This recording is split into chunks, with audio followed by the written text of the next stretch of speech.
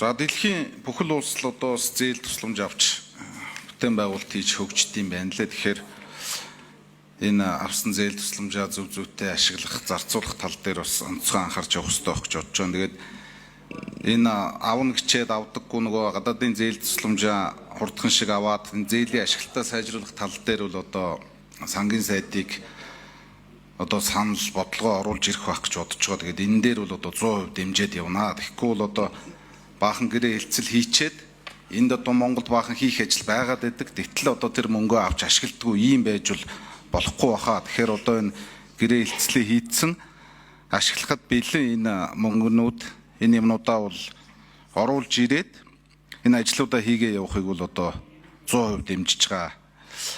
За гадаадын зээл тусламжаар хэрэгжиж байгаа бас төслүүд дээр бас тодорхой төслүүд дээр очиж ажилласан. За ер нь бас нэг анхаармаар зүйлүүд байна лээ. За үүн дээр одоо гадаадын зээл тусламжаар хэрэгжиж байгаа ажлууд дээр жишээ нь төсөв төртөг одоо бас өндөр ажлууд байна. Яагаад тэгэхээр одоо бас Монгол улсын барилга бүтээн байгуулалтын норм дүрм стандарт төсөвт одоо захирагддаггүй, зөвхөн өөрсдөө төсөв мөсвөө хийдэг, тэндээ гүйцэтгэгчээ шалгаруулдаг ийм зүйлүүд байна лээ. Мөн одоо Монгол улсын нөгөө нөөтийн татвар, гайлын албан татвараас гаднаас одоо бараа материал оруулж ирэхдээ чөлөөлөгддөг ийм төслүүд бас байна лээ. За энэ уламжчин бол одоо мэдээж одоо нөгөө дотоодын бүтээн байгуулалт хийж байгаа компани, хувийн аж ахуйн нэгжүүдтэй ялгаатай л байна гэж ингэж ойлгогдож байгаа. Тийм учраас одоо энэ гадаадын зээл тусламжаар хийгдэж байгаа ажлууд бүгдээрээ одоо энэ нөөт гайлын татвараас чөлөөлөгддөг юм уу? Ер нь энэ Монгол улсын салбарын, барилгын салбар, замын салбарын норм дүрм стандартад нийцсэн тэр төсөв юмар өртөг юмаа тооцож болдгоо мó гэдэг ийм нэг асуулт байна. За мөн одоо зүгээр нэг жишээ хэлэхэд Солонгосын Экзим банкны 500 сая долларын одоо 110 хэдэн сая доллараар хэрэгжиж байгаа одоо 10 аймгийн дулааны станцын төслөхэд одоо дампуурсан юм байгаад байдаг. Олон жил үргэлжилж байгаа. Гэтэл тэр 500 саяын үлдсэн буюу 300 хэдэн сая доллараар хэрэгжиж байгаа Солонго 1-2 хороолол тэр Баянголын аманд орон сууц барих төсөл болохоор амжилттай сайн яваад байдаг. Тэг яагаад одоо жишээлбэл нэг одоо ийм 500 сая долларыг хоёр ийм төсөлд хийхдээ нэг нь амжилттай, нэг нь амжилтгүй болоод байна. Ер нь одоо манай талаас шалтгаалж байгаа юмнууд бас байгаа юм биш үсттэй. Тэр 10 аймгийн станцын төсөл дээр дампуурсан компани ч бас зарим талаар манай төр захиргааны байгууллагын буруутай шийдвэр бас алдаатай юмнуудыг яриа явна гэсэн. Тэгээд ийм бас алдаа завхарлуудыг ер нь засаад явах уу? Ер нь одоо тэгээд цаашдаа энэ зээл тусламжаа бас авна гэснийгээ бол аваад за бас энэ өртөг юм дээр анхаарах шаардлагатай шүү л гэж.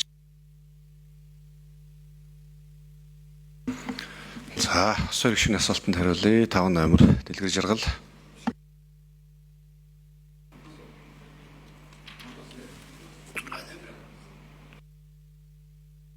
6 номер. Асуух гишүүний асуултанд хариулъя. Сангийн ам дэлгэр жаргал.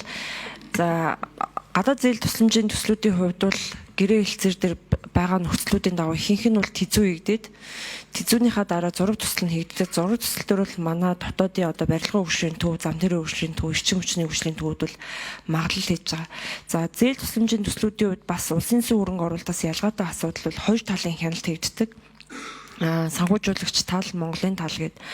За нөгөө талдаа тухайн хэлцээрүүд дээр тусгацсан нөхцлөөрөө худалдаа авах ажиллагаа нь одоо Аз Угшийн банкны худалдаа авах ажиллагааны журам, Дэлхийн банк, за Солонгосын Экзим бол яг Экзим банкны худалдаа авах ажиллагааны журам, за гүйцэтгэгчийг улсын хурлаар батлагдсан одоо хэлцээр дээр аль талын гүйцэтгэгч байх уу гэдэг бүр тодорхой заасан ийм нөхцлүүд байдаг.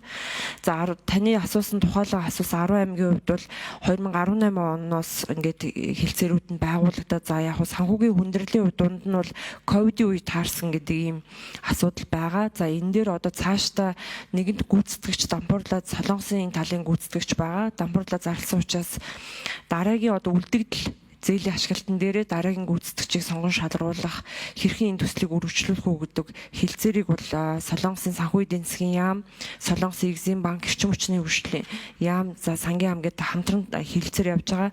За энэ 10 аймгийн төсөл дээр бол Экзим банк өөрийнхөө санхүүжилтээр төслийн хэрэгжилтийг дэмжих юм зөвлөх кампани шалгаруулаад за одоо яг хэрэгжиж байгаа төслүүд дээр аймагуд дээр хоёр талаас ажлаас гараад ажиллаа явж байгаа. Энэ тайлан 11 сарын 15-нд дуусна.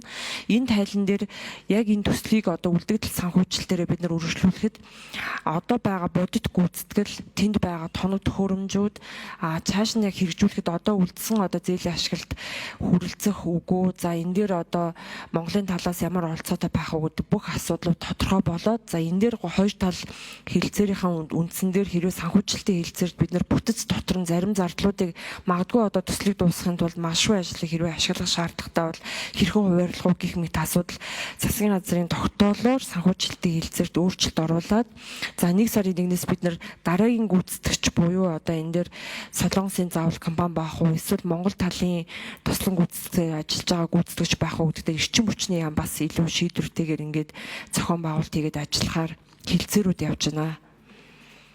За төсөв төртгийн хувьд бол одоо яг хийгдсэн тэзүүн дээр үндэслээд барилгын хөшөөний төв магадлал хийгээд явж байгаа учраас яг энэ илүү төсөв төртөг болон одоо энэ үн өртөг дээр бол барилгын хөшөөний төв барилга хотын яамнаас дэлгэрэнгүй мэдээлэл авал бас зүйтэй байна.